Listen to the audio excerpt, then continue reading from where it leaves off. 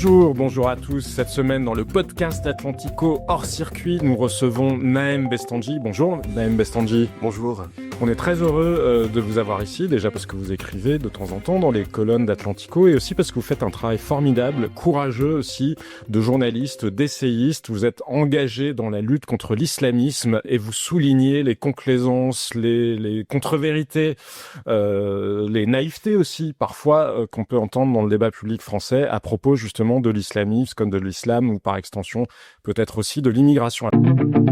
Alors cette semaine, moi je me suis dit que ça pouvait être intéressant, que ça serait très intéressant de vous entendre, parce qu'il y a un sondage qui a été publié, qui a fait beaucoup parler sur la pratique religieuse en France, et parmi les champs examinés, il y avait la pratique religieuse des musulmans, et ce que tout le monde en a retenu, c'est qu'on voit qu'il y a une forme de radicalisation ou de tentation islamiste grandissante chez les Français musulmans, et notamment dans la tranche des plus jeunes. Est-ce que ce sondage vous a surpris ? Alors non, il ne m'a pas surpris. D'abord parce que il y a beaucoup d'éléments de ce sondage qui figurent déjà dans mon livre. Et donc j'ai été conforté dans ce que j'ai déjà écrit dans mes articles, mais aussi que j'ai beaucoup développé dans mon livre Le linceul du féminisme. Et donc je n'ai pas appris grand-chose. Par contre, ça n'a fait que confirmer ce que je savais, ce que j'avais découvert, et bien sûr ce que d'autres savaient déjà, sujet sur lesquels ils travaillent déjà depuis, moi ça fait 20 ans que je travaille sur ce sujet, mais il y en a ça fait 40 ans et qui travaillent encore plus en profondeur, je pense à Gilles Kepel ou d'autres, qui ont travaillé sur ces sujets. Donc je pense que c'est utile plutôt pour le grand public et pour nos politiques, pour qu'ils soient informés, qu'ils puissent pas dire on ne savait pas. Et peut-être ce qui fait votre spécificité aussi, au-delà de votre travail, c'est que vous avez vous-même grandi dans un quartier où il y avait beaucoup de Français musulmans, ou de pas Français d'ailleurs, mais de musulmans aussi. Est-ce que à hauteur d'homme, cette évolution-là, à l'échelle de votre propre vie, vous l'avez aussi constatée ? Oui, en fait, j'ai grandi dans un quartier populaire en banlieue de Grenoble, à Échirolles. Donc, comme beaucoup de quartiers populaires en France, il y avait une grande mixité à l'époque, dans les années 70 jusque dans les années 80. Et puis ensuite, il y a eu une ghettoisation. Les Français dits de souche, entre guillemets, partaient. Et ils étaient remplacés souvent par des primo-arrivants de l'étranger, ou alors de gens d'origine étrangère qui venaient d'un autre quartier. Ce qui fait qu'avec le temps, ça s'est ghettoisé à la fois au niveau économique, aussi ethnique, culturel et religieux. Et ça a été un des terreaux les plus importants pour le développement de l'islamisme en France. Et donc, j'ai pu observer l'évolution dans les quartiers populaires depuis cette époque, à la fois en tant qu'habitant, mais aussi en tant que militant associatif dans les quartiers populaires, dans l'éducation populaire, puis ensuite en tant que professionnel, en tant qu'animateur socioculturel dans les quartiers populaires. Et ensuite, j'ai voulu comprendre un peu pourquoi on en était arrivé là, et du coup, je me suis penché sur la question, cette fois par une autre porte, qui est la porte universitaire. Ouais, j'ai fait des études d'histoire et je me suis énormément concentré sur ce sujet jusqu'en master. Et puis ensuite, j'ai voulu me servir de tout ça pour travailler sur cette question de façon intellectuelle, en m'appuyant à la fois sur mon vécu personnel, sur mon expérience de bénévole associatif, parce que j'avais aussi participé à la création et je m'étais investi dans le mouvement Ni pute ni soumise, à l'époque où j'avais créé le comité de Grenoble que j'avais présidé pendant quelques années, et aussi enfin en tant qu'étudiant à l'université, donc une approche assez intellectuelle et universitaire sur ces sujets. Et donc j'ai voulu faire profiter les gens de ce que je savais, puis pour alerter aussi la population et les élus sur ce développement de l'islamisme et cette avancée de l'islamisme qui est confortée par ce sondage. Et à hauteur d'homme, là encore une fois, cet engagement et ce travail universitaire que vous avez choisi de mener justement sur l'islamisme, comment ça a été perçu par votre entourage, les gens avec lesquels vous aviez grandi, vos copains d'école, vos amis, votre famille peut-être? Est-ce que c'est quelque chose qui a été accepté ou est-ce que c'est quelque chose qu'on vous a reproché? Et comment ça a évolué dans le temps surtout? Oh, mes amis, alors j'ai toute ma famille est musulmane pratiquante. Mes amis, j'ai très peu d'amis musulmans. Parce que quand j'ai grandi dans mon quartier, donc c'était très mixte. Et il s'avère que ceux avec qui j'avais des affinités, ça n'avait rien à voir avec la religion, hein. C'est juste que voilà, on avait les mêmes goûts musicaux, le même humour, etc. Donc le hasard de la vie a fait que j'avais peu d'amis musulmans.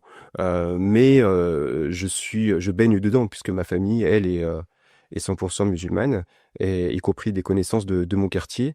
Et donc, parmi mes amis, il n'y a pas eu d'anicroche. Au contraire, ils ont trouvé ça très bien. C'est plutôt au sein de ma famille que ça a accroché.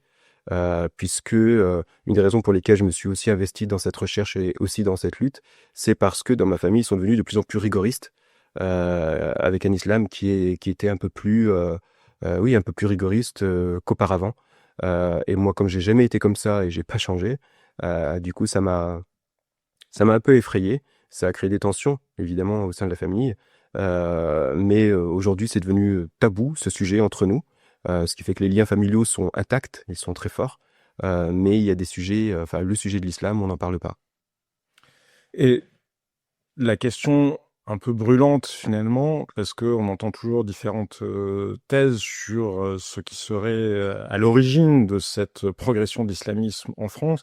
Il y a des gens qui disent, mais finalement, ça n'est jamais que le déploiement naturel de l'islam. Certains, même musulmans, Boualem Sansal ou d'autres ont pu dire, mais finalement, la version rigoriste n'est jamais que l'aboutissement de l'islam. Et puis d'autres qui considèrent que c'est parce qu'il y a eu tout un tas d'erreurs d'intégration, que ce soit en matière d'urbanisme, en matière économique et sociale, ou parce qu'on a laissé des États, des puissances étrangères pousser une certaine vision de l'islam. Pour vous, vous l'expliquez comment? Est-ce que c'est un facteur qui est dans l'ADN de l'islam ou est-ce que c'est à l'inverse parce que il y a des gens très organisés qui ont poussé cette vision-là et que la société française n'a pas su réagir? En fait, c'est un peu un ensemble de tout ça, plus d'autres facteurs. C'est un sujet qui est très complexe. Si quelqu'un dit on en est là parce qu'il y a ça, c'est-à-dire juste une seule chose, la personne se trompe. Voilà. Donc, il y a plusieurs raisons. Je vais commencer par les raisons que j'ai évoquées au début, hein, la ghettoisation des quartiers populaires. Ça a été un terreau pour l'islamisme, puisque beaucoup de musulmans étaient concentrés au même endroit, c'est-à-dire des gens qui sont d'origine maghrébine, turcs aussi.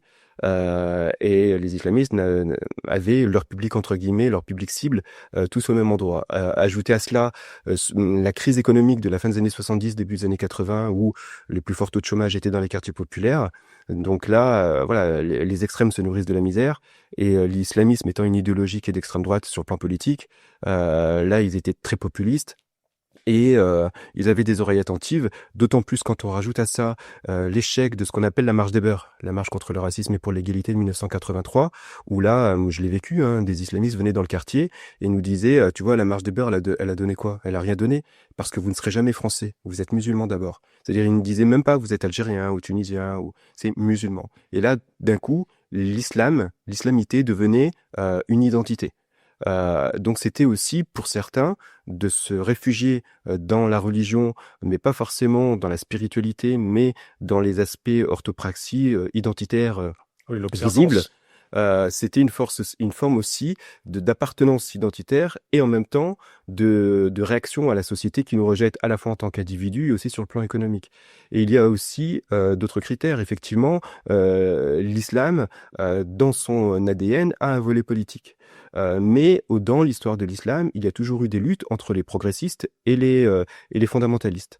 Et là, actuellement, depuis plusieurs dizaines d'années, depuis même un siècle, plus d'un siècle, c'est les fondamentalistes qui dominent la théologie dans l'islam sunnite. Parce que l'islam est divers, et même au sein de l'islam sunnite, c'est divers, mais ce sont les plus conservateurs. Sans doute aussi au sein de Ah oui, l'Al-Chi, on est d'accord. Ouais, on ne peut pas dire que l'Iran ce soit des chantres de la laïcité.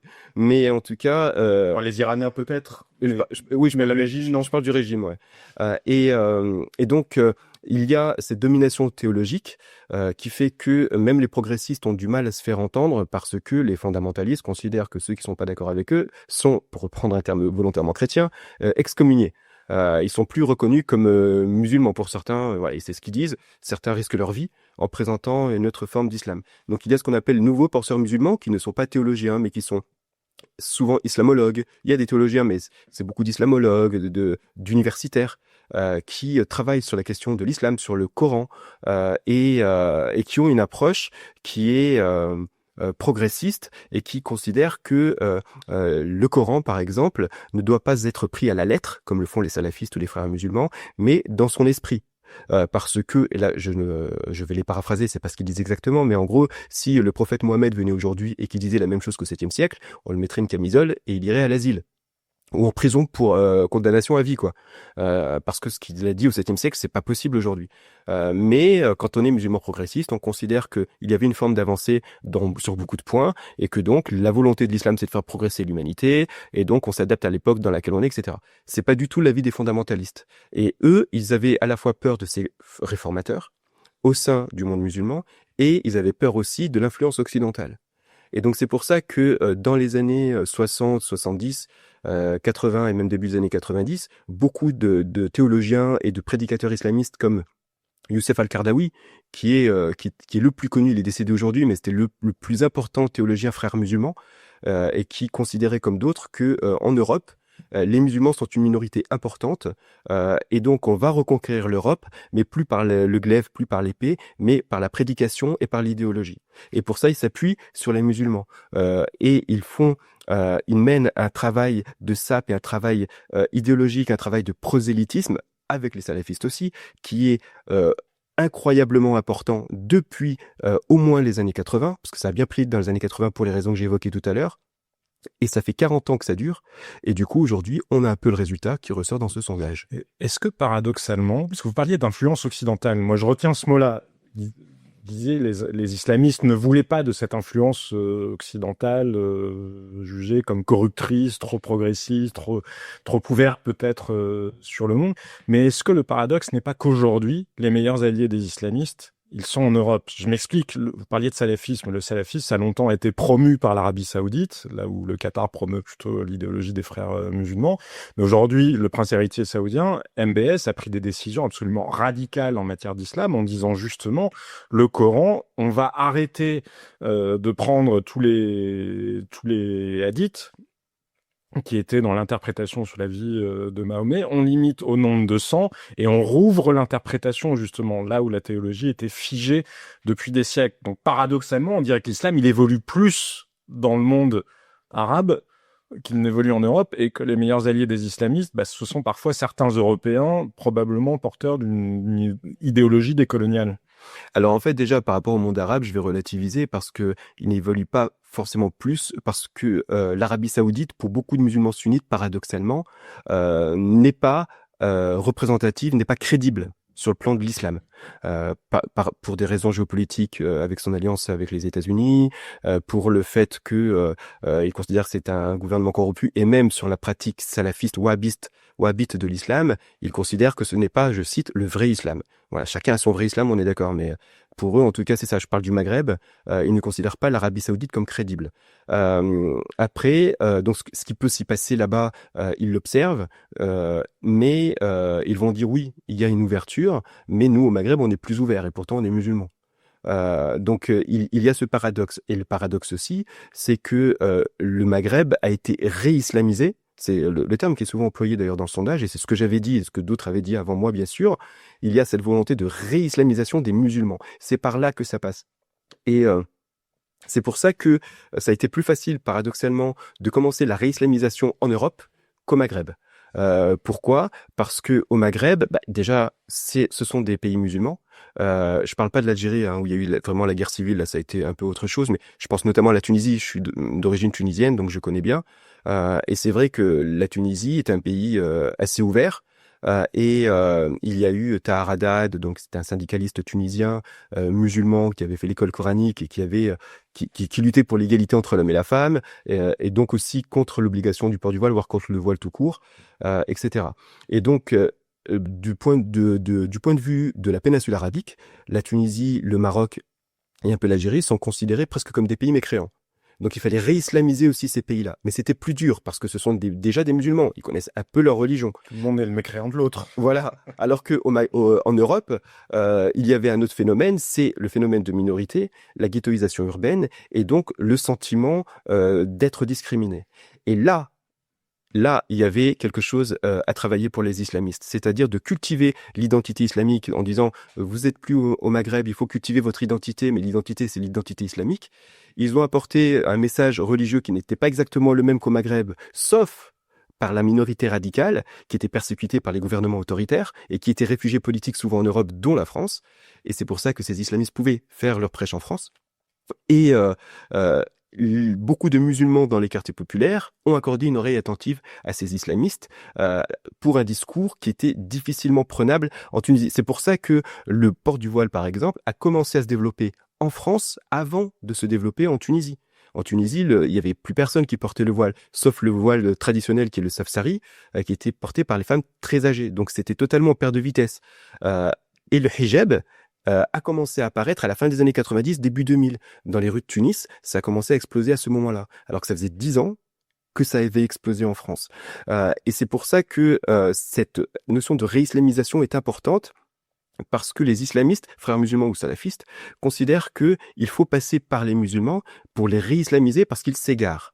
Et donc la réislamisation, ça passe par le comportement, par l'observance rigoriste, le ramadan, etc. Et surtout le voile. Voilà, c'est surtout le voile. C'est leur préoccupation. C'est d'abord le voile. Avant tout le reste, c'est le voile. Dans tous leurs discours, dans toutes leurs conférences, dans tous leurs livres, sur les chaînes satellitaires, c'est systématiquement le voile.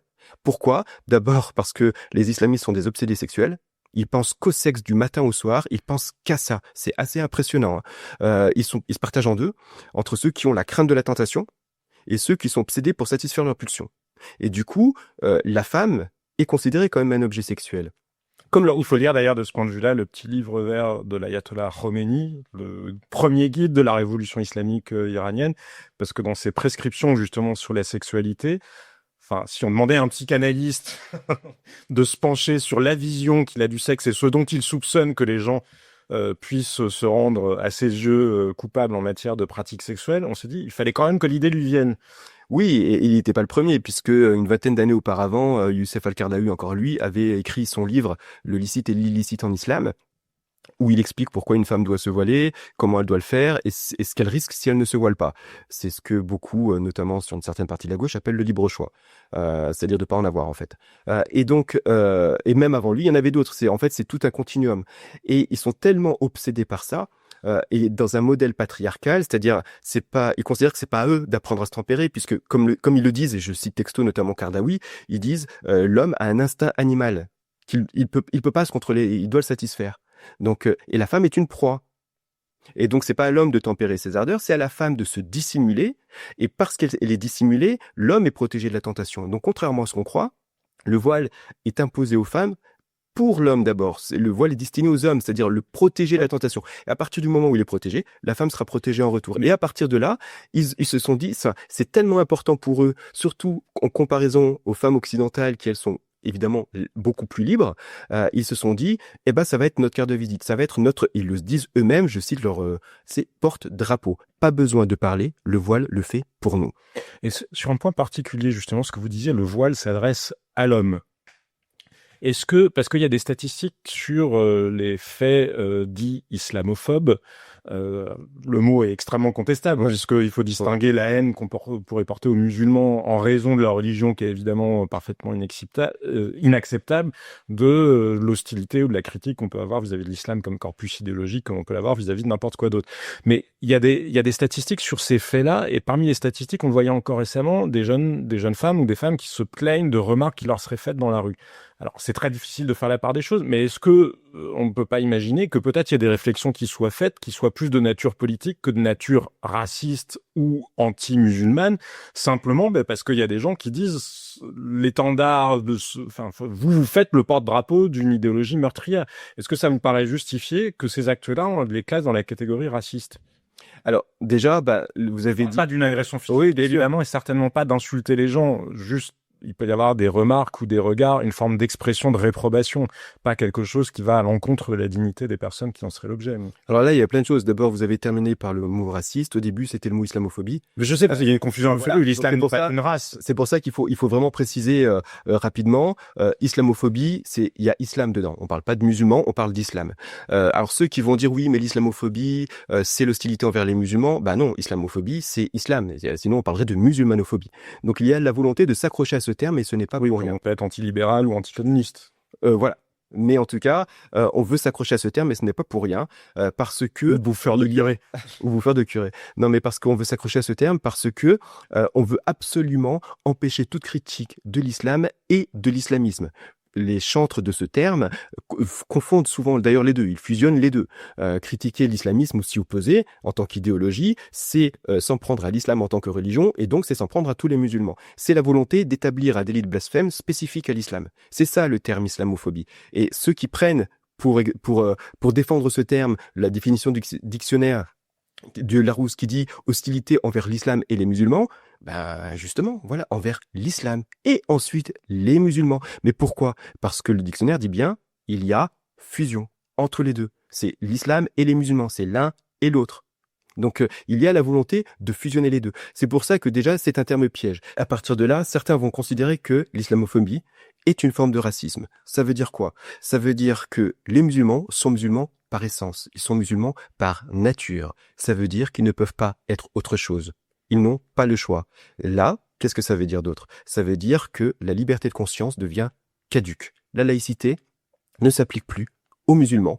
Les discriminations qu'ils peuvent rencontrer ne relèvent plus des discriminations en raison de la religion, mais des discriminations en raison de l'ethnie. On est noir, on est handicapé ou valide ou blond ou brun ou chauve ou musulman.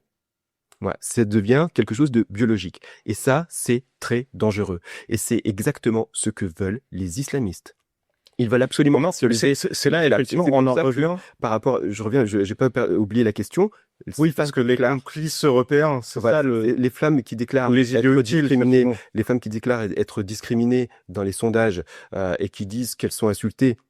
Déjà, les insulteurs, si on peut dire ça comme ça, les personnes qui agressent doivent être condamnées par la justice puisque la loi protège ces femmes-là. Elles ont le droit d'être voilées dans la rue, elles ont le droit de se soumettre au patriarcat, elles ont le droit d'afficher le symbole d'une idéologie totalitaire. C'est pas interdit par la loi. Elles ont le droit. Tout comme on a le droit de critiquer le concept du voilement des femmes. Mais on critique et on s'oppose à un concept, à une idéologie, pas à des individus. Donc les femmes qui sont agressées, elles le sont ça se met derrière le mot agression, parce que on peut non, mais c'est bien pour ça, moi je fais la distinction, rien ne justifie toute forme de violence, même symbolique, vis-à-vis d'individus, et vous avez raison de le rappeler, en tant qu'adulte, on a le droit de se voiler ou de choisir d'autres. En revanche, la réprobation, ça n'est pas une insulte, sauf qu'il y a une confusion bien souvent dans les statistiques. Parce qu'on peut imaginer une forme de réprobation exprimée soit dans la communication non verbale, soit peut-être même verbalement, qui ne soit pas pour autant une agression. Si vous arriviez avec un t-shirt, je sais pas quoi, anti-avortement et que quelqu'un vous fait une réflexion, est-ce que c'est une agression? Alors, et c'est pour ça que... parce que c'est pareil, c'est pour ça qu'il faut être une idéologie. Il faut être méfiant, justement, de ces sondages, de ces enquêtes qui interrogent sur un sentiment. C'est-à-dire que là, c'est le sentiment qui est exprimé, le sentiment d'avoir été agressé. Il n'y a pas de détails pour confirmer si c'est bien une agression ou si la personne s'est sentie agressée alors que ça ne l'était pas. Et c'était tout le problème des fausses statistiques du CCIF et d'autres qui s'appuient souvent sur un sentiment. Et le sentiment, il est cultivé notamment, et c'est là que ça rejoint ce que je disais tout à l'heure, sur la stratégie des islamistes, qui est la stratégie victimaire. Je prends par exemple l'interdiction des signes religieux, politiques et syndicaux dans le football ou dans le basket. Les militantes islamistes, parce que ce sont des militantes islamistes, qui sont dans l'incapacité psychologique de retirer leur voile pour les quelques minutes d'un match, veulent faire pression sur leur fédération pour imposer le port du voile sur les terrains. Et elle déclare quoi? Elle déclare « on m'opprime, je suis discriminée ». Alors que dans la réalité, elles ne sont pas discriminées. C'est le voile qui discrimine. Le voile a été créé pour discriminer les femmes des hommes. Et en plus de ça... et comme vous le disiez, les hommes aussi. Et les hommes aussi. Et en plus de ça...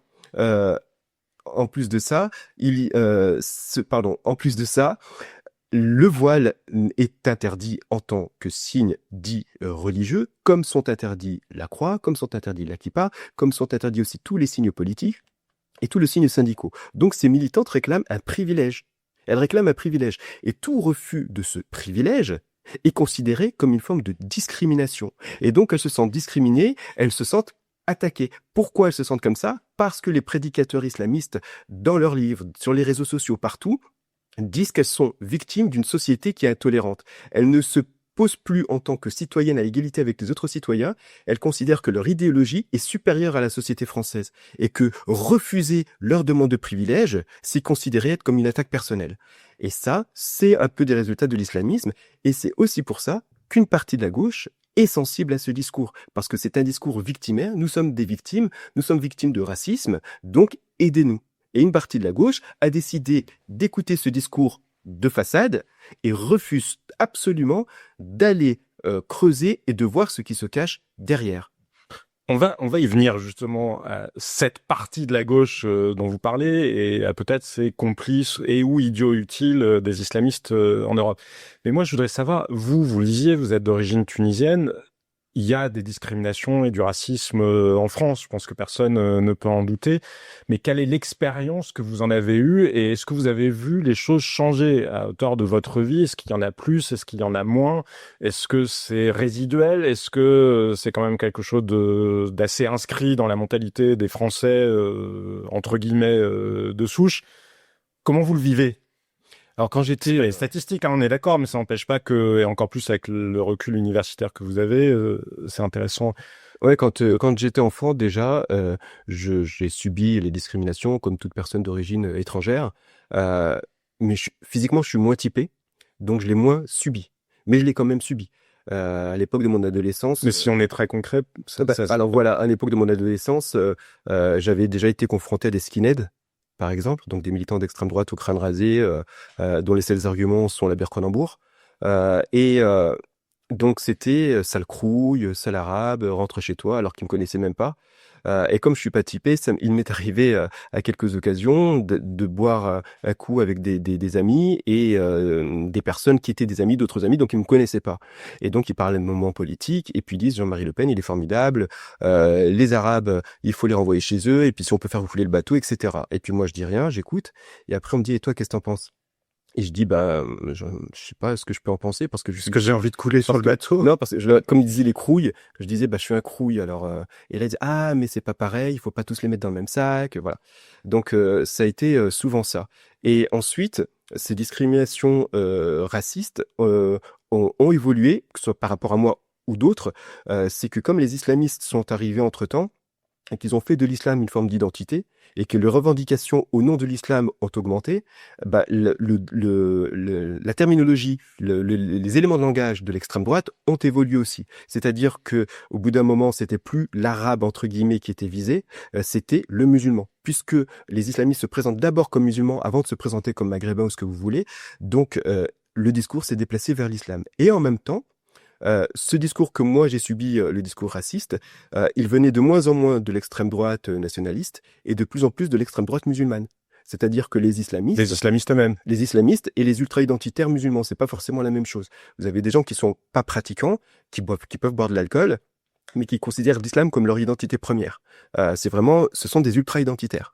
Et donc, toute personne d'origine maghrébine qui dit qu'il n'est pas musulmane ou qui peut manger du porc, boire de l'alcool ou qui n'en fait pas le critère premier de son identité. Exactement, qui est différent de la norme qu'ils veulent imposer, il est traité d'arabe de service, de bougnoul de service, de français, parce que c'était une insulte, hein, de français, etc. Et puis, parfois... Là, vous répondez quoi, justement, aussi, à une table pour reprendre la même configuration? Non, par exemple, on me dit, t'es un arabe de service, tu renies tes origines. Et donc, je leur réponds que je ne renie pas du tout mes origines. Je dis bien que je suis d'origine tunisienne, mais je suis français. Je suis français, je suis né en France, j'ai toujours vécu en France. La France m'a tout apporté, j'apporte ce que je peux à la France. J'ai jamais vécu en Tunisie, j'y vais en vacances. J'ai de la famille, toute ma famille effectivement est là-bas, mais la Tunisie n'a jamais rien fait pour moi et j'ai pas fait grand-chose pour elle. Donc, je sais très bien où est ma place justement. Je n'ai pas une confusion identitaire. Donc, je suis français.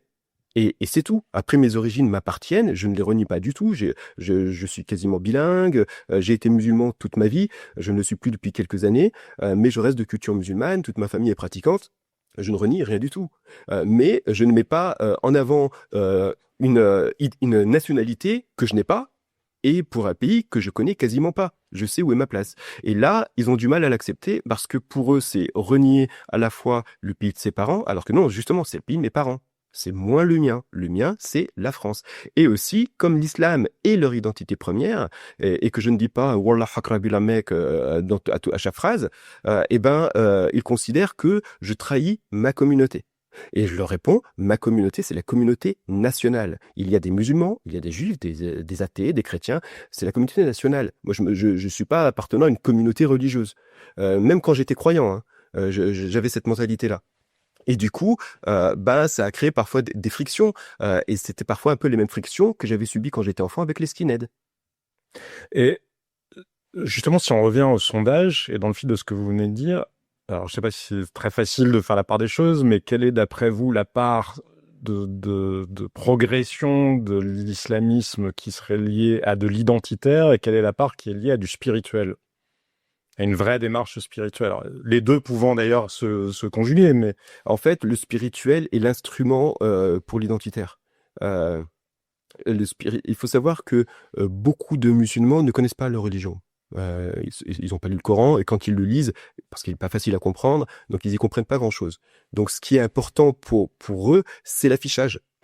L'affichage par des codes de langage, de dire ah mashallah, de dire inshallah, des choses comme ça. Et souvent vous avez au sein des quartiers populaires, et là les islamistes sont pas forcément d'accord, les prédicateurs, mais vous avez beaucoup de jeunes de quartier qui sont parfois très vulgaires, ils disent des gros mots, il faut que j'en dise quelques-uns pour illustrer mon propos, mais ferme ta gueule, Daisy, ferme ta gueule, fils de pute, Wallah, je vais te foutre la honte, Wallah, je vais te fracasser. Voilà. C'est-à-dire qu'ils intègrent la notion religieuse, la notion de Dieu dans une phrase où il y a que des gros mots. Ils vont insulter la mère d'autrui en disant la Mecque, en jurant sur le Coran. C'est-à-dire qu'ils blasphèment à longueur de journée. Mais ce sont des propos purement islamophobes, dans la définition pure du terme. Mais personne va se retourner contre eux. Et ce qui est incroyable, c'est qu'ils sont tellement ignorants de leur religion qu'il y a des expressions qui n'ont ni queue ni tête. Par exemple, dire je jure sur le Coran d'Allah. Comme s'il y avait un Coran de Johnny Hallyday, un Coran chrétien, un Coran de Michael Jackson. Non, il faut préciser le Coran d'Allah. de Jean-Luc Mélenchon. De Jean-Luc Mélenchon.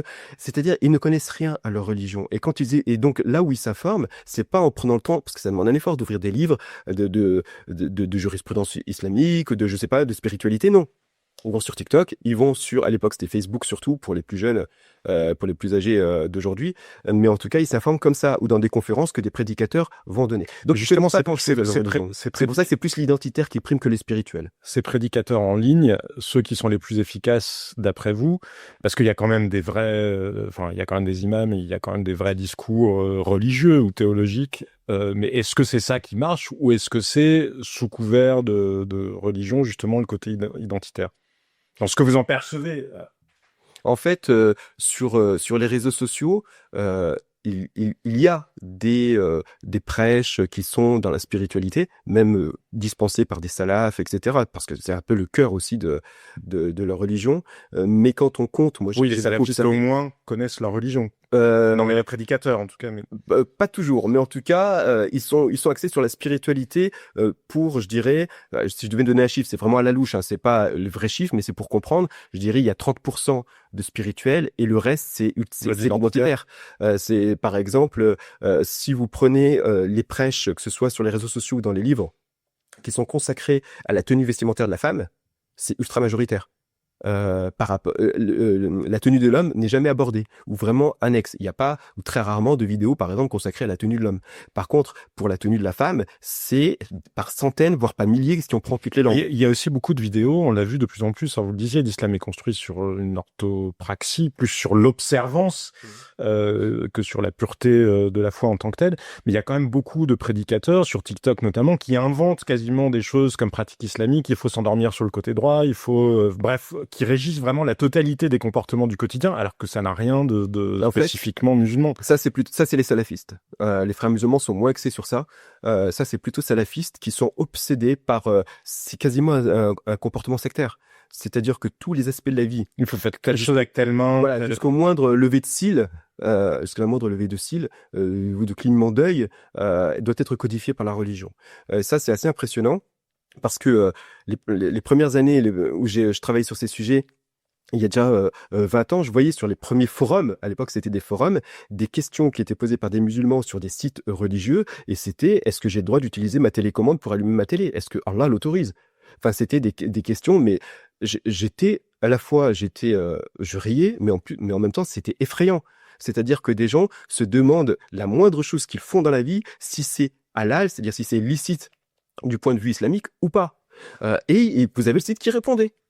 Ils disent pas: mais non, là, c'est ton libre arbitre. Enfin, la religion, on s'en fout, quoi. C'est pas. Non, ils disaient non parce que tel hadith, machin, etc. Ils prennent des choses qui n'ont rien à voir, mais ils vont essayer de faire ce qu'on appelle du concordisme, de relier deux choses qui n'ont rien à voir et révélées il y a 1500 ans ou 1400 ans pour essayer de dire, voilà, Tirer un sens pour en tirer un sens pour expliquer s'il peut utiliser cette télécommande.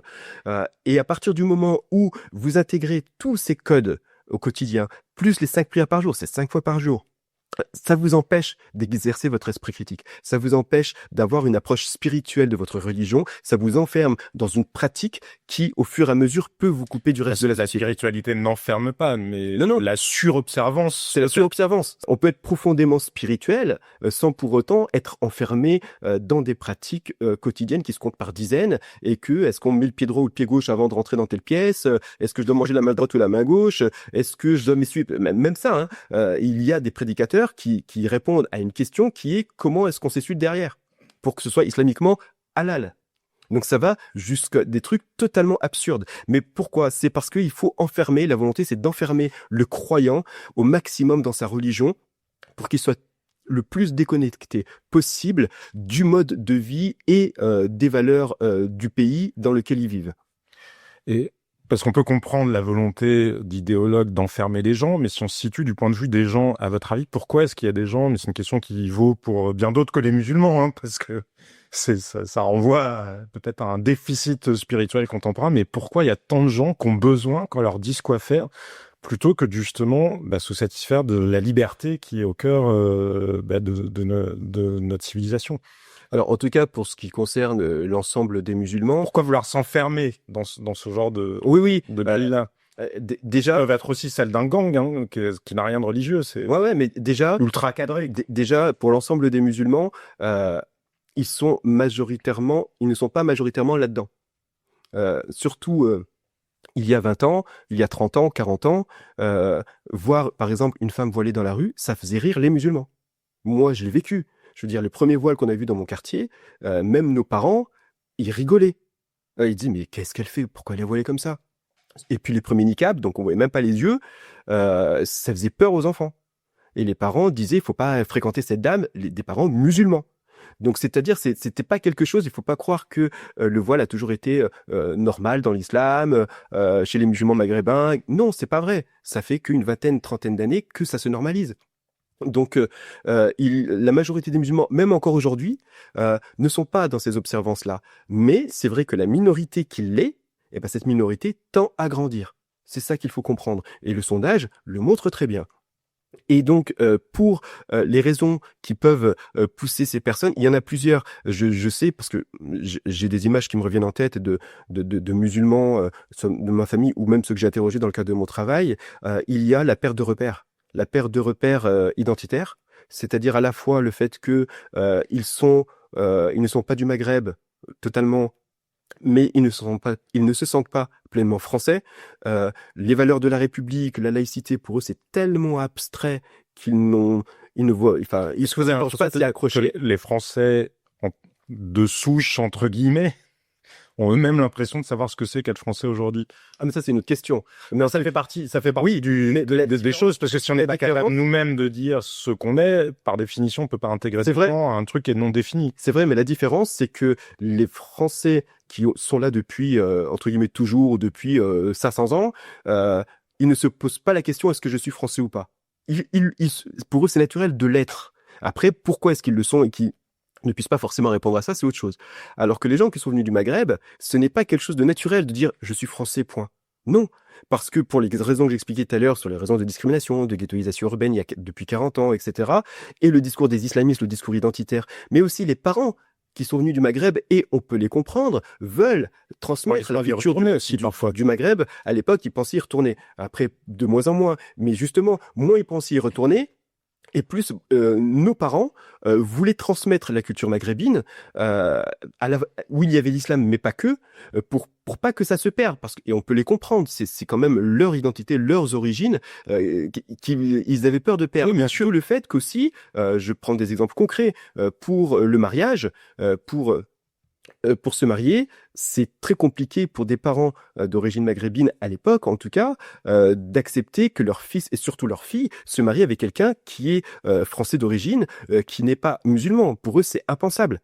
Parce que il y a la perte de la transmission. Toujours le cas. Toujours le cas pour Toujours le cas. Et il y a eu un certain nombre de faits divers tragiques, justement, qui Tout à montrent fait. que des jeunes femmes entretenant des relations avec pas forcément des Français, entre guillemets, de souche, parfois avec des immigrés d'autres communautés, l'ont payé jusqu'à leur vie. C'est exactement. Et c'est pour ça que tout ça explique en grande partie pourquoi est-ce que on se réfugie plutôt dans l'orthopraxie, dans l'observance de rites religieux, où on se sent en sécurité psychologiquement parlant, émotionnellement parlant, identitairement parlant. Parce qu'on est dans un entre-soi, on se reconnaît les uns et les autres, où on est pareil, on n'est pas vraiment français, mais en fait on l'est quand même un peu, on l'est suffisamment pour revendiquer des choses. On est musulman d'abord, alors que d'autres, même s'ils ne savent pas pourquoi ils sont expliqués pourquoi est-ce qu'ils sont français, ils n'ont pas la question de se poser parce qu'ils sont français depuis 500 ans. Et peut-être, Naëm, si il y a une autre actualité qui a beaucoup fait parler cette semaine, la fameuse phrase du chef d'état-major des armées constatant que peut-être les Français avaient perdu la capacité à se battre ou à savoir au nom de quoi ils se battraient. Alors si on le ramène à cette problématique identitaire, vous diriez quoi concernant justement des Français venus d'ailleurs? Est-ce que vous avez l'impression que dans le cas d'une guerre, puisqu'on nous dit que potentiellement il pourrait y avoir une confrontation avec la Russie, et là, ça créerait des problèmes parce que justement, il y a des gens qui se sentent plus ou moins français. En fait, moi, je pense qu'on le saura que quand ça se présentera. Parce qu'on peut pas savoir aujourd'hui comment telle population va se comporter vis-à-vis du drapeau, vis-à-vis de l'attaque du territoire ou de l'Europe. D'autant qu'il y a des tas de musulmans engagés dans les forces de l'ordre, après les deux guerres de Charlie, du Bataclan, il faut le rappeler, c'est très important. Il y a des tas de musulmans, y compris dans l'armée. La question pour moi, elle ne pose pas sur est-ce que les musulmans vont se battre. Alors, il y en a qui refuseront. Les peut-être pas les musulmans, mais ceux qui sont tentés justement par ce séparatisme identitaire et ce rigorisme religieux. Ah oui, alors moi, pour les rigoristes, parce que déjà pour l'ensemble des musulmans, la question qui se posera, c'est pas est-ce qu'ils s'engageront ou pas. Certains ne s'engageront pas, d'autres oui. C'est plutôt comment est-ce qu'on va gérer au sein de l'armée cette volonté, si certains l'ont vraiment, de vouloir pratiquer à tout prix. Il faudra que l'armée, comme pour l'école, soit très claire sur qu'est-ce qui est acceptable dans la pratique religieuse et qu'est-ce qui ne l'est pas dans l'armée française. Voilà, c'est ça qu'il faudrait vraiment clarifier. Mais au-delà de ça, pour les plus rigoristes, évidemment, ils iront pas se battre. Ils iront pas se battre parce qu'ils ne se considèrent pas comme français. Ils se considèrent comme musulmans appartenant à la Oumma, qui est la communauté musulmane qui est supranationale. Donc pour eux, se battre pour la France n'a aucun sens. Et on parlait des idiots utiles et des complices tout à l'heure, justement, de ces alliés européens des islamistes, parce que c'est vrai, et peut-être que Zoran Mamdani, je sais pas ce que vous en pensez, mais le maire de New York, alors certes, il est pas français, mais c'est un peu la même mécanique intellectuelle, il est pas islamiste. En revanche, il est porteur d'une idéologie décoloniale qui fonctionne un peu sur les mêmes mécaniques, c'est-à-dire de culpabilisation des Occidentaux, de discours de victimisation de tous ceux qui sont issus d'une minorité ou d'une autre. En quoi, justement, cette idéologie décoloniale, elle s'est alliée avec les islamistes et en quoi ça produit le débat politique d'aujourd'hui? Alors en fait, ils se sont croisés dans leur lutte. Alors pour un rappel historique rapide, les frères musulmans se sont créés en 1928, donc quelques années après la chute de l'Empire ottoman. Et la chute du califat, du coup, puisque l'Empire ottoman était le héritier. Ouais, c'est ça. Merci de la précision. C'est vrai, vous avez raison de le repréciser. Pour moi, c'était évident, mais effectivement, c'est la fin du califat, du dernier califat islamique au monde, avant celui de Daesh, qui n'est pas reconnu par l'ensemble des musulmans. Et donc, c'était aussi dans une période coloniale. Donc, en pleine période coloniale, les frères musulmans se sont créés aussi pour lutter contre l'occupation britannique de l'Égypte. Et donc, il y a dans leur ADN cette lutte contre le colonialisme pour réislamiser l'Égypte, le Moyen-Orient, etc., et rejeter les valeurs occidentales. Mais d'ailleurs, qu'est-ce qui l'emportait à votre avis? Pardon? Qu'est-ce qui l'emportait dans le projet? C'était dire la réislamisation est un moyen au service de la lutte contre la puissance coloniale, ou la lutte contre la puissance coloniale est un moyen au service de la réislamisation? Vraiment, c'était les deux mots dans les textes. En tout cas, j'ai pas trouvé vraiment les deux sont vraiment se mélangent, sont conjoints. Donc ça, c'est dans leur ADN. Ce discours anticolonialiste au Maghreb et surtout au Moyen-Orient, il a continué à être porté et au fil des décennies, on voit que ça cultive une victimisation permanente, surtout encore une fois sur les territoires où les musulmans sont minoritaires, parce qu'ils n'ont pas besoin de se victimiser dans les pays musulmans, puisqu'ils sont majoritaires. Même les islamistes aussi. En Algérie, alors les islamistes ont fait, au Maroc, en Algérie. C'est-à-dire qu'effectivement, les islamistes, même en Égypte, ils se plaignaient d'être persécutés et ils avaient de quoi nourrir leur victimisation par des éléments qui étaient factuels, hein, puisque ce sont des régimes autoritaires. C'était pas les armes de la démocratie pour lutter contre les islamistes. C'était des mesures qui étaient autoritaires et souvent violentes. Et c'était le cas aussi en Algérie, partout au Maghreb. Et donc, il y avait ce discours anti-impérialiste. Et pour un exemple, en France, dans les années 60, il y avait des syndicats étudiants d'extrême gauche qui travaillaient avec des étudiants venus du Maghreb qui eux-mêmes avaient créé leur syndicat d'extrême gauche.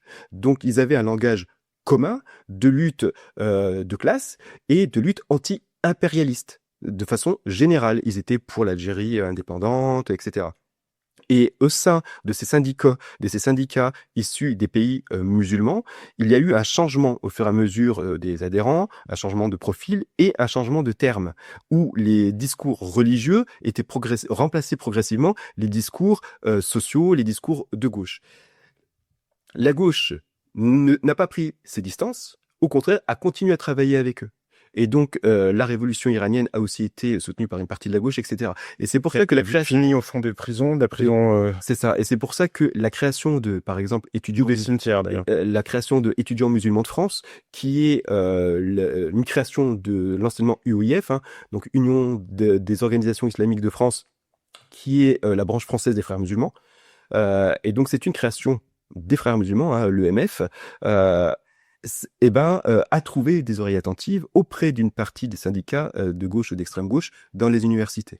Et notamment à travers ce discours victimaire et de soi-disant lutte antiraciste, parce que ça parle bien à une partie de la gauche, en disant que les musulmans, on revient à ce qu'on disait tout à l'heure, sont victimes non pas à la limite de discrimination religieuse, mais de discrimination raciale.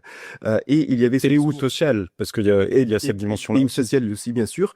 Et il y avait aussi ce discours anti-impérialiste.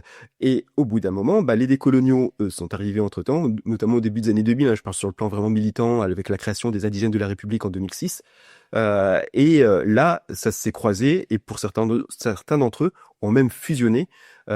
C'était au départ les indigènes de la République. Aujourd'hui, il y a d'autres groupuscules qui allient à la fois une partie de l'extrême gauche et une partie des islamistes. C'est par exemple le cas d'Alliance citoyenne à Grenoble, l'association qui avait lancé des opérations Burkini et qui a créé les hijabeuses dans le football. C'est le cas avec le groupuscule marxiste Révolution permanente d'extrême gauche qui s'allie puis soutient aussi des militants islamistes. C'est le cas aussi de la France Insoumise pour un parti qui est beaucoup plus grand, et aussi dans une moindre mesure Europe Écologie Les Verts. Et justement, parce que on revient au fameux sondage dont on parlait, ce sondage IFOP réalisé par l'IFOP dans des conditions identiques à tous les sondages que réalise l'IFOP, sur un panel assez large justement pour pouvoir obtenir assez de répondants. On voit aujourd'hui les insoumis qui montent au créneau en disant ce sondage-là, il a été commandé pour stigmatiser nos compatriotes musulmans. Et alors, l'argument qu'ils utilisent, c'est de dire, regardez, le média qu'ils avaient commandé, qui s'appelle Écran de Veille, est aussi financé par une ONG qui s'appelle Global Watch Strategy, et qui est elle-même financée pour partie par les Émirats Arabes Unis. Et donc, comment expliquez-vous qu'on ait en France des partis de gauche qui nous expliquent qu'une puissance musulmane pourrait financer une enquête visant à stigmatiser les musulmans français? En fait, ou les Français musulmans. En fait, je pense que c'est une forme de bêtise. C'est parce que, En fait, ils ont l'habitude de faire ça. À chaque fois qu'il y a une affaire ou quelque chose qui pointe du doigt les islamistes, vous avez une partie de la gauche qui est dans la confusion. Alors, encore une fois, je vais préciser quelques termes pour que les gens qui nous écoutent puissent comprendre. L'extrême gauche, comme la France insoumise, et l'extrême droite ont la même vision des musulmans, la même. C'est juste la porte d'entrée qui est différente. C'est-à-dire que l'extrême droite considère que un musulman, c'est un islamiste qui s'ignore. Voilà. Islamiste musulman, c'est pareil. Alors qu'une partie de la gauche, comme la France insoumise, disent que les islamistes sont juste des musulmans incompris, des pieux musulmans incompris et maltraités. Donc pour eux aussi, musulmans islamistes, c'est pareil. C'est la même chose. Et donc, ils vont considérer que toute critique de l'extrême droite musulmane, des islamistes, est une hostilité envers tous les musulmans. Pourquoi est-ce qu'ils ont cette attitude? Parce que ils reprennent exactement les éléments de langage et la stratégie victimaire, notamment des frères musulmans. C'est la même. C'est-à-dire, si on s'en prend aux frères musulmans, si par exemple on considère que les musulmans dans leur affichage religieux doivent être traités à égalité avec tous les autres, donc c'est-à-dire que les revendications certaines sont interdites, ils vont crier à la discrimination et qu'on s'en prend à tous les musulmans, y compris, je pense, par rapport au voile, les musulmanes qui ne sont pas voilés, ou qui considèrent que le voile n'est pas une prescription religieuse, parce qu'il y a des musulmanes qui ne pensent pas que c'est une prescription religieuse. Et donc, ils vont se servir de tous les musulmans comme bouclier politique. Et donc là, avec ce que vous avez dit, et ils le font aussi dans d'autres événements par le passé, la France insoumise, par exemple, ne va pas dénoncer ou argumenter sur le fond, notamment ici ce sondage. Ils vont pointer du doigt ceux qui l'ont commandé ou ceux qui l'ont financé. Quand il y a eu cette affaire... Oui, cette intention, parce que oui, c'est ça. n'a aucune intention, ni aucune raison de truquer ses résultats. Exactement. Vous reprenez l'affaire de la sortie scolaire où il y avait des petites filles voilées à l'Assemblée nationale. Il se trouve que c'était une photo qui avait été prise par quelqu'un qui travaille au magazine Frontières. Frontières est considéré comme un média d'extrême droite. Donc, plutôt que de dénoncer cette présence de petites filles voilées à l'Assemblée nationale pour plein de raisons qu'on va pas développer ici, qui sont pourtant des valeurs de gauche, la France insoumise a préféré pointer du doigt l'auteur de la photo. Ils ont fait ça pour toutes les affaires. Ils ne vont pas se pencher sur le fond, ils vont pointer du doigt et remettre en question la crédibilité de ceux qui portent ce message. Systématiquement, que ce soit moi à mon humble niveau ou d'autres, on va être taxé d'être d'extrême droite, d'être fachos, c'est-à-dire qu'il faut disqualifier, il faut jeter l'opprobre sur les personnes pour décrédibiliser leur discours. Et peu importe si c'est factuel ou pas. Et là, c'est ce qu'ils font. Le problème, c'est que là, comme vous l'avez dit, ils dénoncent que ce soit financé par les Émirats Arabes Unis, qui est donc un territoire musulman. Et donc, ils se tirent une balle dans le pied. Pourquoi est-ce que les Émirats Arabes Unis... Ils se tirent une balle dans le pied, et peut-être même c'est une forme d'aveu en creux assez intéressant, parce que les Émirats Arabes Unis sont très hostiles aux frères musulmans, qui sont plutôt portés par le Qatar. Alors peut-être ont-ils des calculs géopolitiques à un certain niveau, mais d'une certaine manière, la France insoumise est juste en train de dire que eux défendent non pas l'islam, mais les frères musulmans, puisqu'ils mettent en cause les ennemis musulmans des frères musulmans. Alors, il faut pas oublier que non plus que les Émirats Arabes Unis, c'est pas non plus le porte-drapeau d'un islam progressiste, de l'avant-garde du progrès de l'islam. Ce sont quand même des ultra-conservateurs, mais c'est vrai que politiquement parlant, géopolitiquement parlant, c'est pour ça que l'accusation est d'autant plus absurde d'imaginer qu'il pourrait s'agir d'une stigmatisation des musulmans ou même de l'islam dans l'absolu. Mais vous parliez justement de cette gauche-là, dans sa préoccupation, dans la préoccupation qu'elle affiche vis-à-vis des musulmans. Quelle est, selon vous, peut-être à la fois par le regard universitaire que vous avez pu avoir, et analyste politique, et à hauteur d'homme, là encore, quelle est la part de sincérité et quelle est la part de cynisme où finalement les musulmans sont traités un peu comme des paillassons à étalage de vertu, ou alors comme la figure de substitution aux ouvriers, puisque les ouvriers, on le sait, votent plutôt Rassemblement National maintenant, en moyenne en tout cas, qu'ils ne votent encore pour les partis de gauche ou d'extrême gauche. En tout cas, moi, ce que j'ai remarqué, et c'est factuel, c'est qu'il y a la volonté... Est-ce qu'il y a un vrai respect des musulmans? Ou est-ce que c'est... Franchement, je pense pas qu'il y ait un respect. Pourquoi? D'abord parce que il y a la volonté de partis comme la France Insoumise ou d'autres groupes de gauche et d'extrême gauche, heureusement pas tous, mais en tout cas, il y a la volonté de ne pas s'informer. C'est-à-dire qu'ils ont pour principe de ne pas savoir. Ils ne veulent pas s'informer, que ce soit mon livre ou que ce soit le livre d'autres personnes ou les articles. Enfin, les articles, ils peuvent en lire certains parce que c'est pas très long à lire, donc ça peut passer. Mais s'informer vraiment sur un sujet comme par exemple le voile, il y a un refus catégorique. Certains le disent et ils l'assument. Il y en avait un qui avait expliqué, par exemple, je ne connais rien sur le voile, ce n'est pas mon affaire, je suis athée. Tout ce que je prône, c'est la tolérance. C'est-à-dire qu'ils font de leur ignorance une forme d'argument d'autorité. Ils le font aussi sur les comptes de résultats, quand ils parlent d'économie. Ça peut-être, c'est pas mon domaine, mais en tout cas pour ça, voilà, c'est ce qu'ils font, c'est qu'ils assument leur ignorance, parce que pour eux, c'est une forme de neutralité.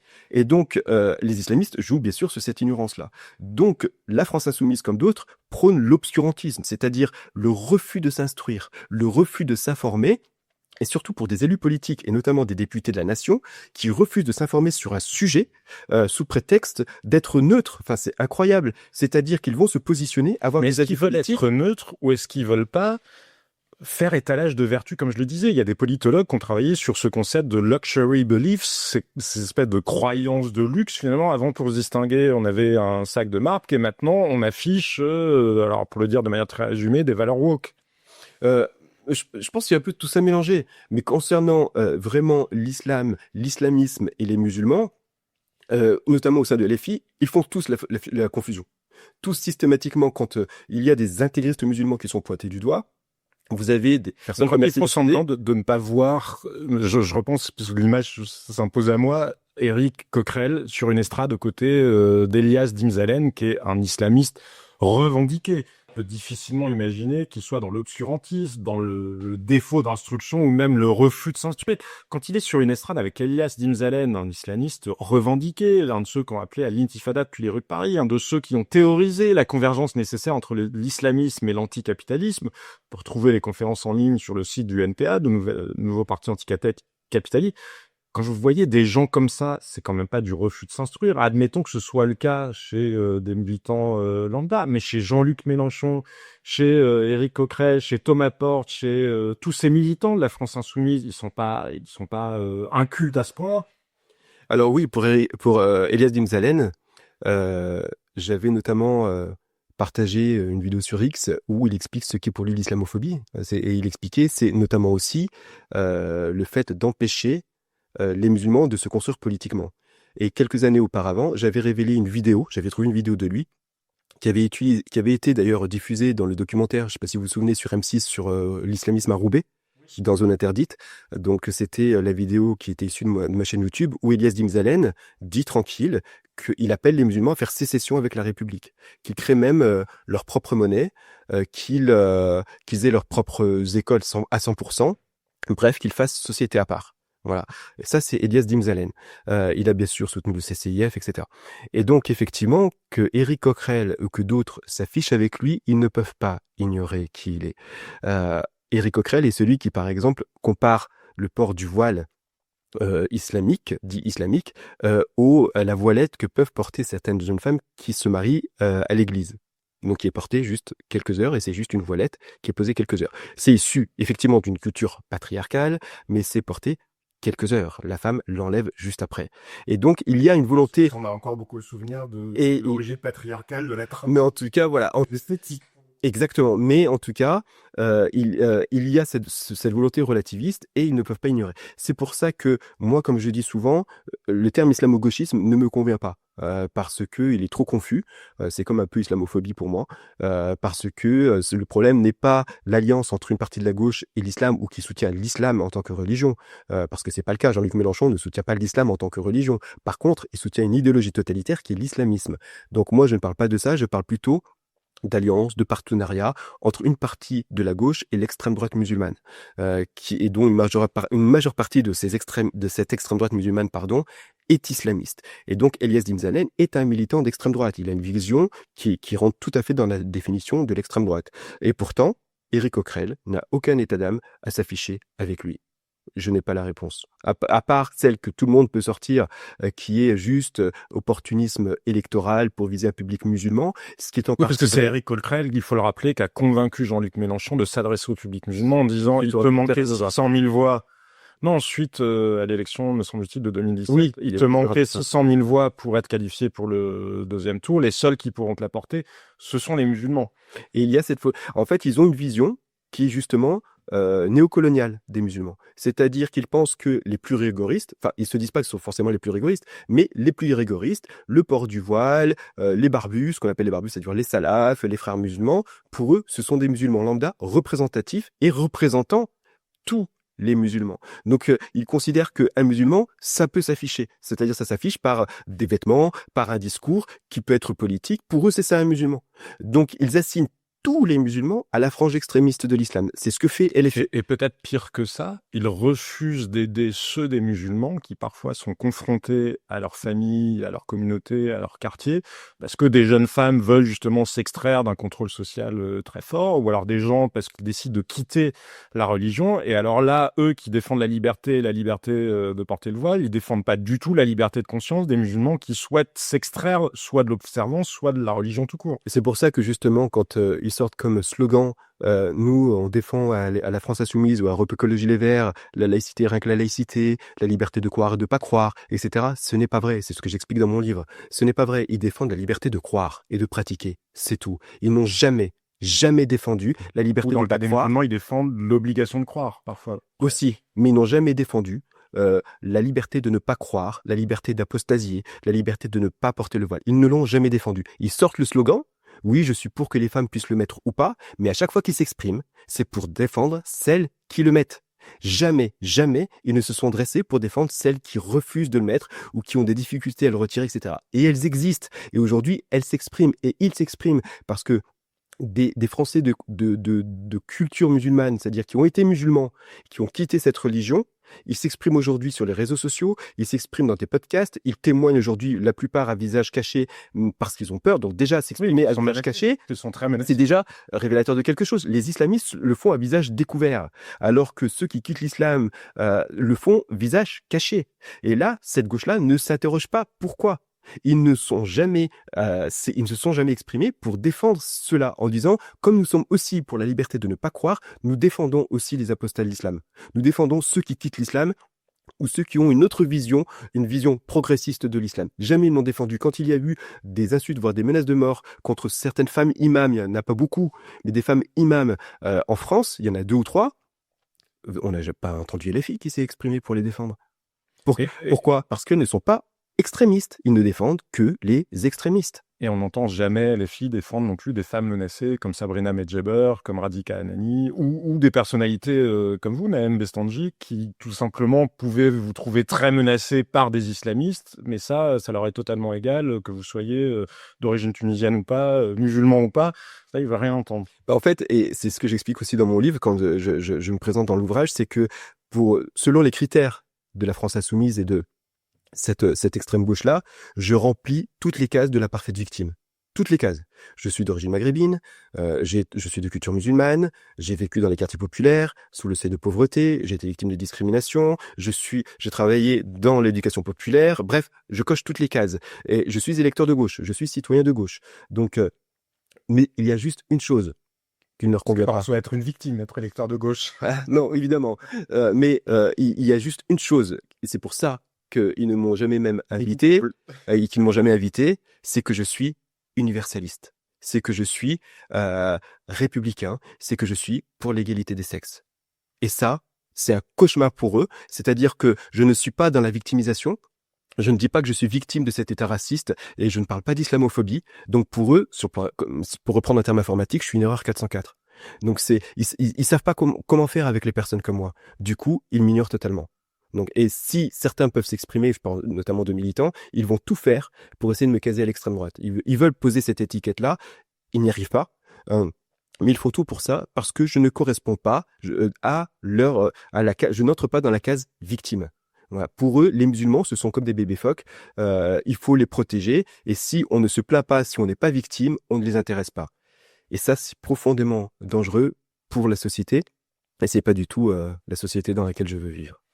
Et peut-être pour finir, on va vers des élections municipales. Moi, je me souviens d'une vidéo de l'imam Lik Youssen, le fameux imam qui a été expulsé ensuite, qui expliquait très clairement comment dans sa commune, il allait voir le maire et il disait moi, je représente la mosquée, c'est 800 croyants, c'est pas une très grande ville dans le nord, c'est 800 croyants. Donc, et il faisait référence à l'élection de 2012 et il disait les musulmans sont pas encore capable de faire gagner un président. C'est pas grâce à nous que François Hollande a été élu, mais c'est à cause de nous que Nicolas Sarkozy a perdu.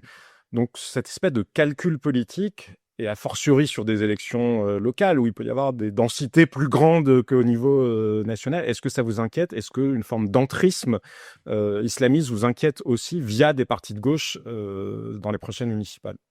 Alors, cette vidéo, donc je l'avais révélée, cette vidéo d'EQCN, justement, notamment pour alerter. Merci. Notamment pour alerter. Et à l'époque où je l'ai révélée, ça a fait peur à Hassan Iquioussen puisqu'il me l'a fait retirer. Donc YouTube l'avait fait retirer. Je l'ai remise il y a 2 ans ou 1 an, je sais plus. En tout cas, depuis qu'il a été exposé. Je ne savais plus que je l'avais vu sur votre compte, mais voilà.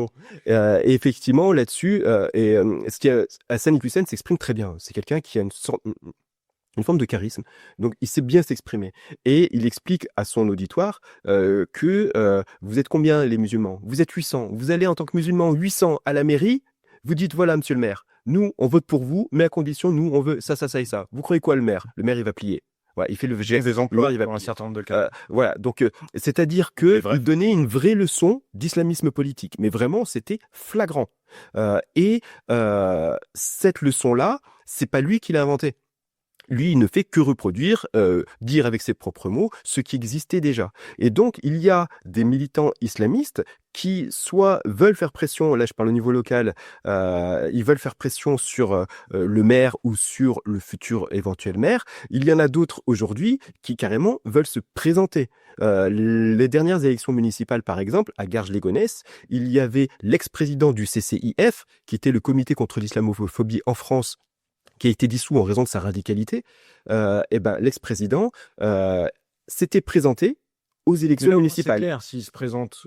Oui, mais peut-être que le danger, c'est une espèce d'entrisme un peu plus insidieux, justement, via les partis et c'est là où sont gauche et d'extrême gauche qui se prêtent à ce jeu-là. C'est pour ça que, en tant que vendeur, que ce soit sous le nom d'un parti, parce qu'il y a des partis islamistes en France, il y en a un ou deux qui se représentent à chaque fois, en tant que candidat individuel ou en tant que parti, ils font des scores proches de 0.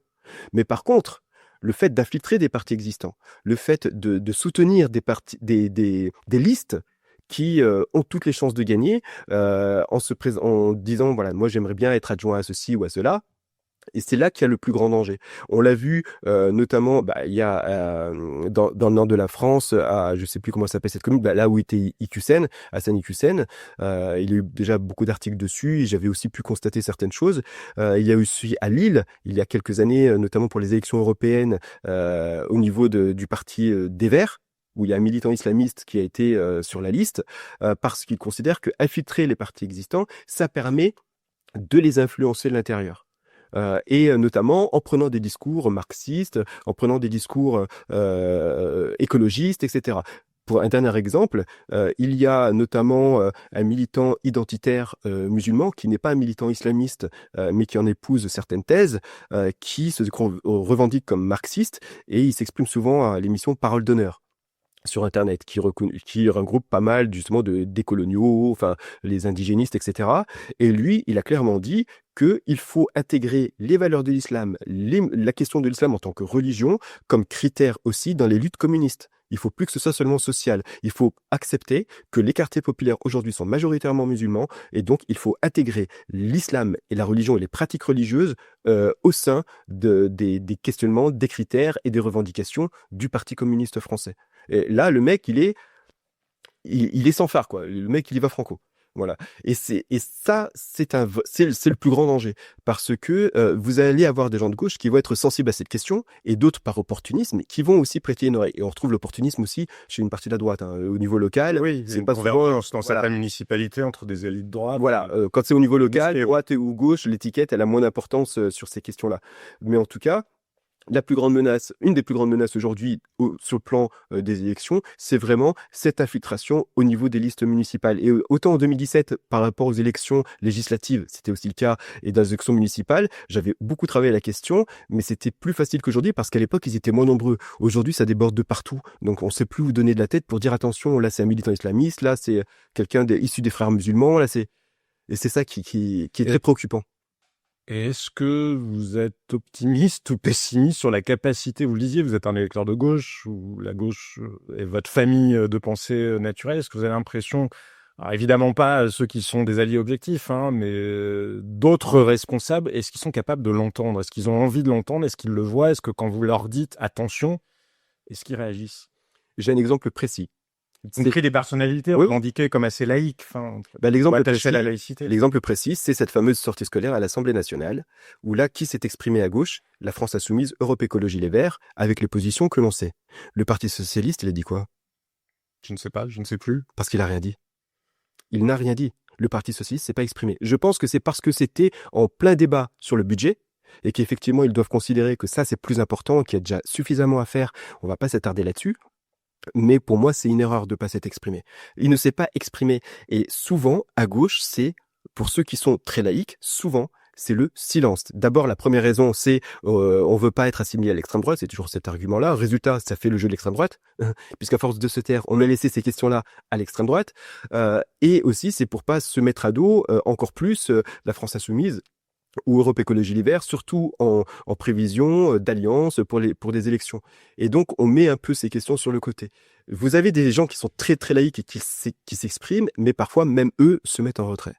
Et est-ce que pour parler concrètement des François Hollande, des Raphaël Glucksmann, ou peut-être même des Emmanuel Macron, des Gabriel Attal, sont des gens qui sont conscients de ces problèmes-là? Ou est-ce que justement la peur d'être assimilé à l'extrême droite, la peur des mauvais procès, a fait qu'ils préfèrent fermer les yeux et laisser les choses se détériorer? Alors pour Emmanuel Macron, au début de son premier quinquennat, non. Non, il était c'est pas du tout son domaine. Donc il était totalement ignorant, ce qui fait qu'il a eu des discours malheureux, notamment auprès des évêques de France. Il avait même félicité une jeune femme, je me souviens, Voilà. était féministe, d'assumer de porter son voile. Voilà, et puis quelques temps après, il dit que c'est une forme d'incivilité que de porter le voile, c'est-à-dire qu'il cultive le froid et le chaud parce que il était totalement ignorant de ces sujets. Mais avec le temps, à force d'avoir des rapports, je pense, sur son bureau, à force d'avoir des commissions d'enquête sur l'islamisme, son discours a évolué. Mais c'est pas quelqu'un de foncièrement laïque, je pense, le président de la République. La laïcité, il l'a pas chevillé au corps. Ce qui n'était pas le cas, je pense, de François Hollande, et même, je pense plus à des députés ou des élus locaux. Je pense au maire de Montpellier, Michaël Delafosse. Je pense à Madame Delga aussi. Il y a des gens au sein du Parti socialiste et même au sein du Parti communiste qui sont très laïcs, qui n'ont pas perdu leur boussole des valeurs républicaines. Fabien Roussel notamment, qui, par exemple, ne reconnaissent pas le terme islamophobie, à juste titre, qui préfèrent parler d'hostilité envers les musulmans ou de musulmanophobie, qui n'ont pas perdu leur boussole laïque et non plus leur boussole sur l'égalité des sexes. Mais pour l'instant, leur parole est non audible. Pour les municipales, vous comptez sur eux, si on est concret? Ils sont pas nombreux, donc compter sur eux, oui, à Montpellier, oui, peut-être, mais sur l'ensemble des municipales en France... Roussel, il est à la tête du Parti communiste. Vous le disiez, il y a des communistes qui, localement, jouent quand même des alliances très objectives avec les islamistes. Sauf que Fabien Roussel, et pour l'avoir vécu à Grenoble, il n'a pas forcément la main sur l'ensemble des, je sais pas comment on appelle ça, les antennes, ou je sais pas comment on appelle ça, les bureaux, les sections locales. Il n'a pas forcément la main sur le plan de l'autorité sur tous les bureaux. Il faut savoir que le Parti communiste local de Grenoble avait accueilli pendant un certain temps dans ses locaux Alliance citoyenne, qui, je le rappelle, avait fait les opérations Burkini et a créé les hijabeuses. Et quand moi j'avais alerté là-dessus, ils me sont tombés dessus, et c'est plus le Parti communiste qui enfin, des membres du Parti communiste, parce que d'autres étaient profondément laïcs, et d'ailleurs ils m'ont soutenu au sein du parti, mais d'autres, notamment à la tête de la section de Grenoble, étaient foncièrement hostiles et m'avaient même diffamé publiquement pour défendre Alliance citoyenne et le port du Burkini et le port du voile en général. Donc, et Fabien Roussel, pourtant, était déjà à la tête du Parti communiste. Je pense qu'après, quand j'ai révélé cette affaire, je pense qu'il y a eu une réaction, voilà, de remettre les choses au point, ce qui fait qu'après, Alliance citoyenne apparemment n'est plus dans les locaux du Parti communiste. Mais il a fallu quand même que je donne un coup de pied dans la fourmilière. Et c'est pour ça que même quand il y a des gens qui sont des décideurs et qui sont foncièrement laïques, quand vous avez ensuite à la base une partie des militants, une partie des élus locaux qui, eux, sont sensibles aux thèses islamistes et qui veulent soutenir les islamistes, c'est très compliqué. Et peut-être une dernière question sur Europe Écologie Les Verts, justement. Est-ce qu'il y a un espoir, y a-t-il des personnalités chez Europe Écologie Les Verts capables de comprendre ce danger de l'entrisme islamiste? Et dernier point, les narcotrafics. Alors, pour les élus Europe Écologie Les Verts, j'en connais pas, ça veut pas dire qu'il y en a pas, hein. Mais des représentants, des responsables politiques, des maires de communes, de grandes villes, prenez Strasbourg, Voilà, il y a eu des polémiques, notamment avec son relativisme vis-à-vis du sexisme du voilement des femmes. Et une proximité avec... Avec notamment Miligorus. Exactement. Voilà, sont turcs. Voilà, les islamistes turcs. Vous avez le maire de Grenoble, je suis bien placé pour le savoir, qui, lui, a soutenu mordicus le Burkini. Il utilise des éléments de langage qui sont issus de l'islamisme politique, notamment dans sa rhétorique d'aversion, l'aversion des valeurs. Au sein d'Europe Écologie Les Verts, c'est très compliqué. C'est plus clair au niveau du Parti socialiste, aussi au niveau du Parti communiste pour ceux qui sont vraiment laïcs. Au sein d'Europe Écologie Les Verts, c'est très chaud, quoi. Et c'est ça qui me fait peur. Au niveau des élections, donc ils dépassent jamais les 5, 6, 7%.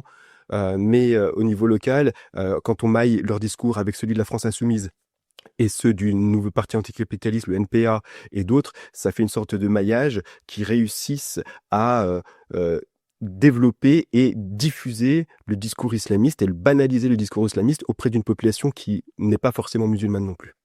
Et juste dernier point, donc je le disais, les narcotrafics, parce que c'est vrai que moi c'est une question qui m'intrigue. Vous le disiez déjà à propos des gros mots tout à l'heure, de gens qui mélangent dans la même phrase des références islamiques avec une succession d'injures. Mais comment expliquer finalement que y ait autant de gens revendiqués comme musulmans voire islamistes, qui soient aussi impliqués dans ces narcotrafics, parce que a priori, c'est quand même pas respecter la volonté ni la vision développée par le Coran. C'est un peu comme la mafia italienne qui est profondément catholique et qui défend la foi chrétienne, alors que pourtant ce sont des truands. C'est un peu la même chose, c'est-à-dire il y a un peu moins d'observance dans la religion catholique. Oui, mais là, en fait, ce que je veux dire par là, c'est que c'est pas incompatible dans leur esprit. C'est contradictoire, mais c'est pas incompatible. Pourquoi? Parce que il n'y a aucun prédicateur islamiste, quel qu'il soit, je n'en ai jamais connu, qui justifie ou relativise le trafic de drogue. Au contraire, il pointe du doigt tous les prédicateurs, quelle que soit leur tendance. Mais après, il y a les individus dans les quartiers populaires. Oui, donc il y a le réel. Ah oui, tous. Il y a pas quelqu'un qui dit... Bon, non, mais justement, c'est ça qui m'intrigue. Oui, non, mais... Comment ils font pour joindre... Alors, en fait, il n'y a pas un prédicateur qui, par exemple, qui pourrait dire « c'est pas grave, vous pouvez faire du trafic de drogue parce que dans le cadre de la prédication, du développement de l'islam, on peut faire une exception. » Non, personne dit ça. Lire les mécréants. Voilà, personne dit ça. Ça n'existe pas. Par contre, après, au niveau des individus, des gens qui sont des délinquants, ils vont se dire musulmans et pour eux, dans leur esprit, ils vont reconnaître « ouais, c'est vrai que c'est pas très bien et tout, mais on n'y peut rien. » Alors, dans leur discours, hein, c'est voilà, il faut bien qu'on gagne notre vie et ils n'ont pas forcément le même rapport au bien et au mal que nous avons. Et pourtant, même l'islam ne réussit pas à leur apporter cette distinction entre le bien et le mal. Le curseur, il n'est pas le même. Mais il considère aussi que être musulman et observer certaines pratiques, pas forcément la prière, parce qu'ils font... Les trafiquants font pas forcément la prière, mais en tout cas le ramadan et puis certains éléments de langage religieux, se dire musulmans, pour l'esprit de certains, c'est qu'ils vont réussir à faire pardonner une partie de leurs péchés auprès de leur Dieu. C'est un peu le cas de la mafia aussi, hein, la mafia italienne. Voilà. Mais il n'y a pas de lien entre l'islam et même l'islamisme en tant qu'idéologie et les narcotrafics. En revanche, oui, il y a des narcotrafiquants qui sont de confession musulmane, oui. Et est-ce que chez les narcotrafiquants, les individus impliqués dans les trafics, il n'y a pas parfois peut-être aussi un regard porté sur les mécréants en disant après tout, si les victimes, c'est des Françaouis ou des Blancos ou je ne sais quel autre qualificatif, c'est moins grave? Non, moi je pense pas. Ça, c'est plutôt le discours des terroristes. Mais les narcotrafics... ils sont dans leur business, comme ils disent. Donc pour eux, c'est vraiment l'approche financière et les luttes de territoire plus que l'idéologie ou la religion des uns et des autres, ou un mort serait moins grave qu'un autre parce qu'il serait pas musulman. Ça, en tout cas, j'en avais jamais entendu parler. Merci beaucoup, Mme Bestanji. Merci à vous. On voit à votre compte Twitter et à vos travaux, à votre livre, Le linceul sur le féminisme. Alors, vous en préparez un nouveau. C'est le linceul du féminisme. Pas sur le féminisme. Alors, le sous-titre, c'est Caresser l'islamisme dans le sens du voile, où effectivement, j'aborde tout ce qu'on veut savoir sur le voile sans jamais avoir de demander. Et savoir ce qu'est l'islamisme, c'est dans mon ouvrage. Et vous en préparez un nouveau, c'est ça? Et j'en prépare un nouveau, oui. Alors, je veux pas trop parler du sujet pour l'instant. Vous viendrez nous en parler à ce moment. Avec plaisir, mais j'espère le sortir d'ici. Mais en tout cas, je recommande vraiment de vous suivre sur les réseaux sociaux parce que vraiment, vous faites un travail à la fois rigoureux et courageux. Et je sais que c'est pas facile parce que, comme vous le soulignez, on vous reproche soit vos origines, soit le fait de le faire alors que vous êtes de gauche. Et franchement, chapeau. Merci beaucoup.